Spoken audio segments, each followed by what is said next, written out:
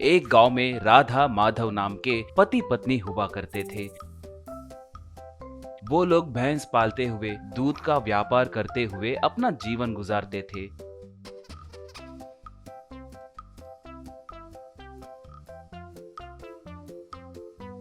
एक बार माधव राधा से, देखो राधा, हमारी गौरी आजकल बिल्कुल दूध नहीं दे रही है। कितने दिनों से ये दूध नहीं दे रही है? पूछा। राधा तब जब से इसका बछड़ा गायब हुआ है तब से दूध बिल्कुल नहीं दे रही है जी। बोली। माधव तब मतलब इसका दूध सूख गया है। इस बार रविवार के बाजार में इसे बेचकर नई भैंस खरीदेंगे। कहा। राधा तब दूध सूखे हुए भैंस को कौन खरीदेगा जी? बोली। माधव तब और कौन, कबीला वाले खरीदेंगे। कहा। इनके बातें सुनकर उनका बेटा चिराग, पिताजी आप क्या बात कर रहे हो?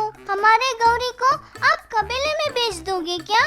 कहा। माधव दूध सूख गए भैंस को चारा और जगह दोनों बेकार है रे। हम दूध का व्यापार करते हुए जीने वाले हैं, अब दूसरा कोई रास्ता नहीं है ना रे। कहा। चिराग तब गौरी को बेचने की कोई जरूरत नहीं है। चाहे तो मैं ही जंगल जाकर चारा लेकर आऊंगा। हमारे पास बहुत जगह है ना। प्लीज पिताजी गौरी को मत बेचिए पिताजी। कहा। माधव तो ठीक है, अब से उसकी पूरी जिम्मेदारी तुम्हारी है। मैं उसका खाना या इलाज के लिए 1 रुपया भी खर्च नहीं करूँगा। कहा। चिराग अगले दिन सुबह गौरी को लेकर जंगल में गया। गौरी घास खाने लगी थी। चिराग घास काटने लगा था।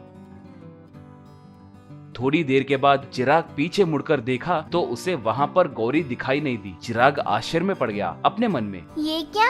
गौरी अभी तक यही घास खा रही थी ना, इतने में कहाँ गई? इससे पहले कभी गौरी मुझे छोड़कर कहीं नहीं गई। ये कहाँ गई पता नहीं। सोचकर उसे ढूंढते हुए निकला। बहुत देर ढूंढने पर भी उसे गौरी नहीं दिखी।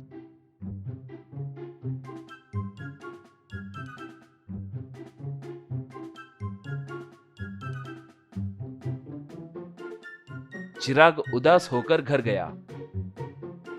राधा तब क्यों रे, तुम इतनी देर क्या कर रहे थे? अकेले ही आए? गौरी कहाँ पर है? पूछी। चिराग माँ हमारी गौरी। कहकर जंगल में जो बीता वो सब माँ को बताया। राधा तब जाने दो रे, वो गई तो गई, उसके वजह से खर्च के अलावा 1 रुपया आमदनी नहीं है, छोड़ दो। बोली। माधव तब क्यों छोड़े? बाजार में बेचे होते तो 4 रुपए तो भी मिलते थे ना। कहा। चिराग रोते हुए, आप दोनों को गौरी के बारे में कोई चिंता ही नहीं है। मैं ही किसी भी तरह गौरी को ढूंढूंगा। कहा। उस दिन से चिराग आए दिन गौरी को ढूंढने के लिए जंगल को जाकर आने लगा।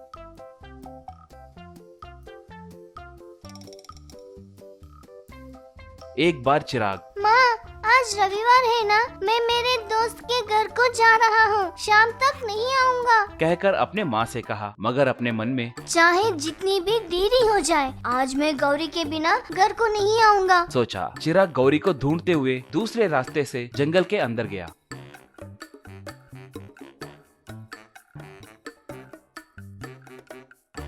थोड़ी देर के बाद उसे एक बफेलो हाउस दिखा। उसे देखकर चिराग बहुत आश्चर्य में पड़ गया। अरे जंगल में ऐसा घर? सोचा।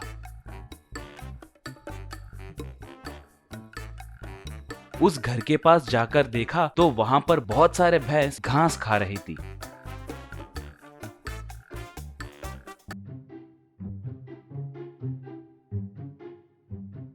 चिराग को देखते ही गौरी भागते हुए चिराग के पास आई।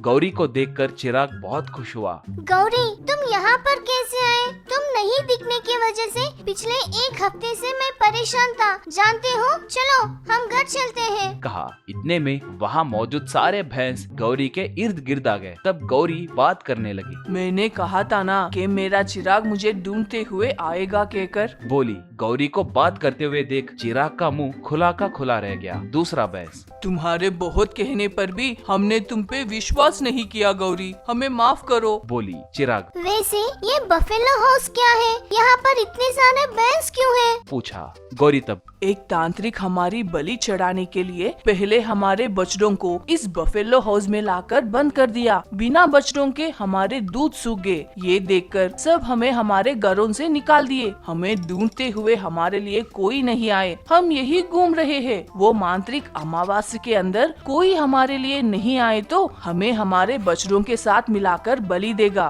कल ही अमावास्या है, तुम एक दिन के बाद आते तो मैं तुम्हें नहीं दिखती थी। वो देखो, वो मांत्रिक उस बरगद के पेड़ के ऊपर चाबी छुपा कर रखा है। जल्दी ताला खोलकर हमारे बछड़ों को बचाओ। बोली। चिराग जल्दी जल्दी उस बरगद के पेड़ के ऊपर चढ़कर उस तांत्रिक के छिपाए चाबी को निकाला।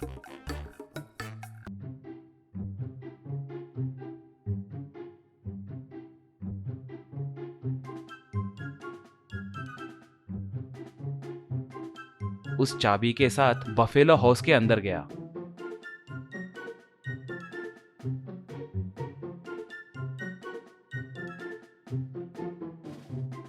उसमें मौजूद सारे बछड़ों को आजाद किया। अपने बछड़ों को देखकर भैंस बहुत खुश हुए। इतने में वो तांत्रिक वहां पर आया। वो चिराग से, शाबाश बालक, तुम मेरे परीक्षा में जीत गए। तुम्हारे फालतू जानवरों के प्रति तुम्हें बहुत प्यार है कहकर तुमने साबित किया है। इन सारे भैंसों को तुम ही ले जाओ। एक एक भैंस दिन में 20 लीटर दूध देती है। कहा। चिराग गौरी के साथ साथ बाकी के भैंसों को उनके बछड़ों के साथ लेकर घर को गया। अपने माता पिता से जो बीता सब बताया। तब से वो लोग भी भैंसों को बहुत प्यार से देखते हुए उनका दूध बेचकर बड़े धनवान बने।